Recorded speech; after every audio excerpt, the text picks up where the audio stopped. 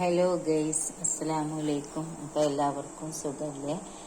അപ്പോൾ നമ്മളിന്ന് ഉണ്ടാക്കാൻ പോകുന്നത് ഒരു മോർണിംഗ് ബ്രേക്ക്ഫാസ്റ്റിൻ്റെ ഉണ്ടാക്കിയതാണ് കാണിക്കാൻ പോകുന്നത്. ഇന്ന് ഞാൻ പുട്ടാണ് ഉണ്ടാക്കുന്നത്. ഇതിൽ വെച്ചിട്ടാണ് പുട്ട് ഉണ്ടാക്കുന്നത്. അപ്പോൾ ഇതിൽ നല്ല ആവി പറക്കുന്നുണ്ട്, കണ്ടോ? നല്ലോണം ആവി വരുന്നുണ്ട് പുട്ടിന്. ഇത് ചിലർക്ക് പുട്ടുണ്ടാക്കുമ്പോൾ പുട്ടിൻ്റെ ഷേപ്പിൽ തന്നെ വേണം, നീളത്തിൽ തന്നെ വേണം എന്നൊക്കെ ഉണ്ടാവും.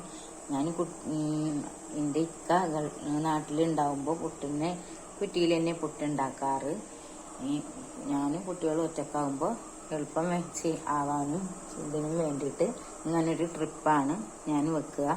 ഇത് ഈ ഒരു ട്രിപ്പ് ഇങ്ങനെ ഇതിൽ വെച്ച് കഴിഞ്ഞാൽ നമുക്ക് പെട്ടെന്ന് തന്നെ പുട്ടായി കിട്ടും. കുറേശ്ശെ ഇട്ട് നിന്ന് നേരം കളയേണ്ട കാര്യമില്ല. അപ്പം ഇന്നലത്തെ ബീഫ് കറിയാണ്. അതിൽ പീസൊന്നുമില്ല, ഗ്രേവി മാത്രമേ ഉള്ളൂ. അതുപോലെ നമുക്ക് കട്ടൻ ചായയും റെഡിയാവുന്നുണ്ട്. അപ്പോൾ ഒന്ന് പുട്ടിനും കട്ടൻ ചായയും ബീഫ് ഗ്രേവിയാണ് നമ്മളുടെ ബ്രേക്ക്ഫാസ്റ്റ്.